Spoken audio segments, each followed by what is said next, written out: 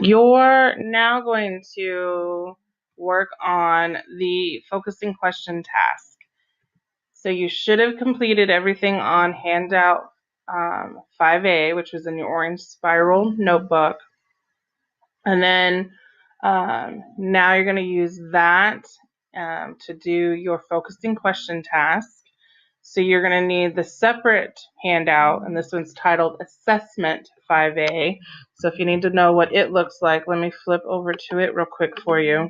It looks like this. It's not in your notebook. It should be separate. So you need this. Let me flip back to this slide so that you can see that you're going to need this handout. You're going to need a separate sheet of paper. If you're going to start out in your notebook, that's fine, but eventually you're going to need to tear it out and put it with this paper. So once you complete it on your own paper, tear it out and staple your response to this so we can keep it kind of separate. You can still use anything that you have used, your task. You can still go back to your articles. If you couldn't fit everything onto that organizer, it's fine. I get it, so long as that the formal writing works. So let's look at your actual assessment, this focusing question task 1. We're going to really come back, and in this, you're really going to be answering the focusing question that's been the focusing question for the last 5 lessons, which is right there at the top of the paper. Why did countries and individuals join World War I? So over the last 4 lessons, you've been introduced to the events that led to the start of World War I. You've read articles and viewed images that explain the start of the conflict in Europe and the responses of people from Britain and the United States. The purpose of this task is for you to explain the cause and effect relationship. Remember, effect is result.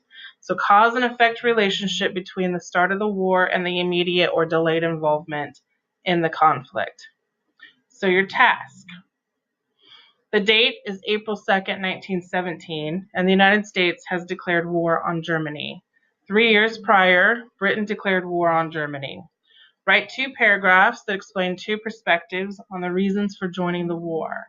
First, explain why so many British men joined the fight in World War I, and second, the reasons the United States has decided to declare war at this particular moment. Write for an audience that has a limited understanding of World War I. Develop your response using 2 effective types of evidence: fact, definition, first-person account, what was another one? Statistics, argumentative opinion, and claim, and then a brief explanation. I think I had them all. Remember from your T-chart. From 2 texts in the focusing question sequence that most strongly support an explanation of the British and American decisions to fight in World War I. So if you didn't notice this, you need a minimum of 2 paragraphs. If you do more than 2, that's fine. Just remember we're looking at quality, not quantity. So as long as you're writing a quality piece and everything's going up, I'm not worried about, we can disband the 5 paragraph, especially when the task is 2. So you're going to have 1 paragraph in particular only talking about the British men, and then 1 paragraph talking about just the United States, both about why they joined. So you're going to have to pretend, since you're writing for an audience that has a limited understanding, you're going to have to pretend that your audience doesn't know much. You're going to have to assume that you're going to have to fill in a lot of their gaps in what they know about the war already. But you don't want to get too wordy. Remember, our practice is on wordiness and redundancies.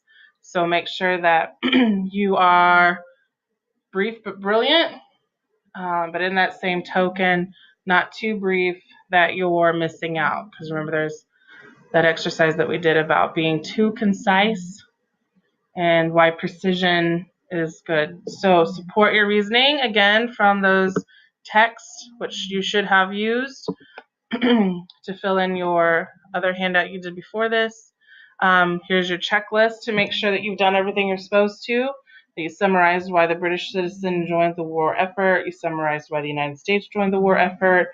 Supplies well-chosen and varied evidence. Demonstrates an understanding of how to choose specific evidence. You differentiated between the British or American rationales. And you use language that expresses ideas precisely and concisely. And then you use grade-level appropriate words and phrases.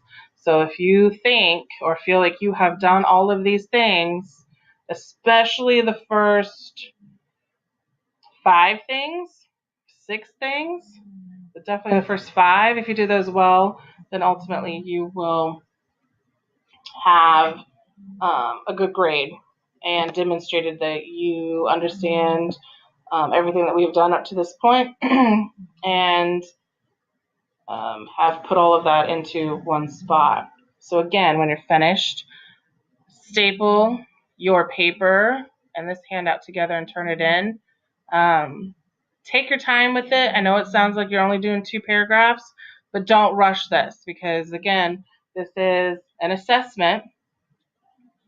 And it's a formal piece of writing, so still need to make sure you got your capitalization, punctuation, check for spelling, go back and do all the normal editing.